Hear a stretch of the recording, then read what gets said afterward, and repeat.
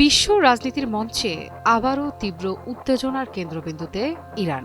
পরমাণু কর্মসূচি, আন্তর্জাতিক পরিদর্শন আর যুক্তরাষ্ট্রের হুমকিতে পরিস্থিতি যেন এক অনিশ্চিত মোড়ে দাঁড়িয়ে। জাতিসংঘের পরমাণু নজরদারি সংস্থা, আন্তর্জাতিক পারমাণবিক শক্তি সংস্থা IAEA সংস্থাটির মহাপরিচালক রাফাল গ্রসি এবার স্পষ্ট ভাষায় সতর্ক করে দিয়েছেন, ইরানের সঙ্গে চলমান এই অচল অবস্থা অনির্দিষ্টকাল চলতে পারে না। গ্রসি বলছেন, এমন এক সময় আসতে পারে যখন তাকে জানাতে হবে ইরানের কাছে থাকা পারমাণবিক উপকরণ কোথায় আছে। সে বিষয়ে IAEA এর কোনো ধারণাই নেই, আর সেটিই হবে সবচেয়ে বড় বিপদ সংকেত। তার ভাষায়, দীর্ঘদিন যদি এভাবে চলতে থাকে তবে বাধ্যবাধকতা লঙ্ঘনের দায়ে অভিযুক্ত ঘোষণা করা ছাড়া বিকল্প থাকবে না, অর্থাৎ আন্তর্জাতিক পরমাণু আইন ভঙ্গের অভিযোগে সরাসরি কাঠগড়ায় তেহরান। গ্রসি স্পষ্ট করে দিয়েছেন, তিনি এখনও কূটনৈতিক সংযম দেখাচ্ছেন, কিন্তু সেই সংযমেরও একটি সীমা রয়েছে।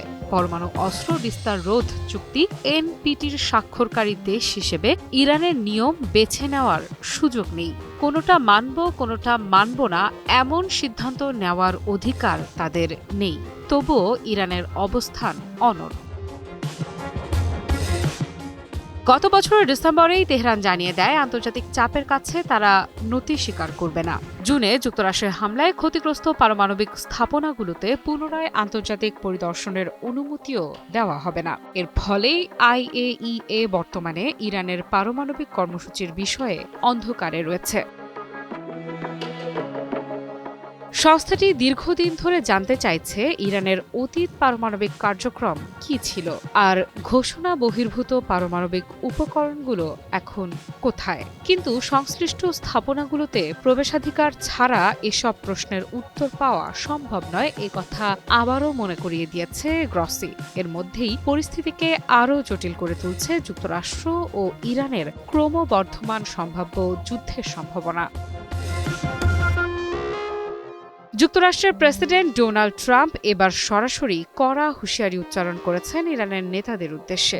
ইরানের পক্ষ থেকে তার বিরুদ্ধে হত্যার হুমকি অব্যাহত থাকলে দেশটিকে পৃথিবী থেকে মুছে ফেলা হবে, এমন সতর্কবার্তা দিয়েছেন তিনি। ট্রাম্প বলেছেন, তার স্পষ্ট নির্দেশনা রয়েছে, যদি তার কিছু ঘটে তাহলে ইরান পৃথিবীর মানচিত্র থেকেই হারিয়ে যাবে।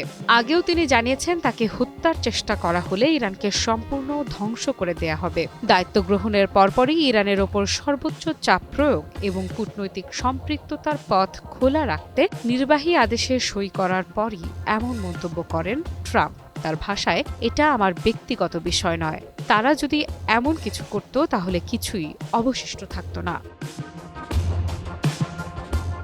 এদিকে ইরানে টানা সরকার বিরোধী বিক্ষোভ এবং নিরাপত্তা বাহিনীর সঙ্গে সংঘর্ষে ৩,৩০০-র বেশি মানুষ নিহত হওয়ার ঘটনায় সামরিক পদক্ষেপের হুঁশিয়ারি দিয়েছেন ট্রাম্প। তিনি বলেছেন, বিক্ষোভকারীদের মৃত্যুদণ্ড কার্যকর করা হলে যুক্তরাষ্ট্র সামরিক ব্যবস্থা নিতে পারে। যদিও সাম্প্রতিক সময়ে এসব হত্যাকাণ্ড আপাতত বন্ধ রয়েছে বলে তাকে জানানো হয়েছে। অন্যদিকে ইরানের সর্বোচ্চ নেতা আয়াতুল্লাহ আলী খামেনি পাল্টা অভিযোগ তুলেছেন যুক্তরাষ্ট্রের বিরুদ্ধে।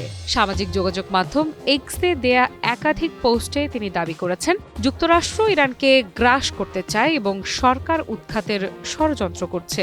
খামেনির ভাষায়, ইরান যুদ্ধ চায় না, তবে দেশের ভেতরে অপরাধীদের যেমন ছাড় দেয়া হবে না, তেমনি আন্তর্জাতিক অপরাধীদেরও কোনো ছাড় দেয়া হবে না। Japan Bangladesh joint venture company JBS holdings limited.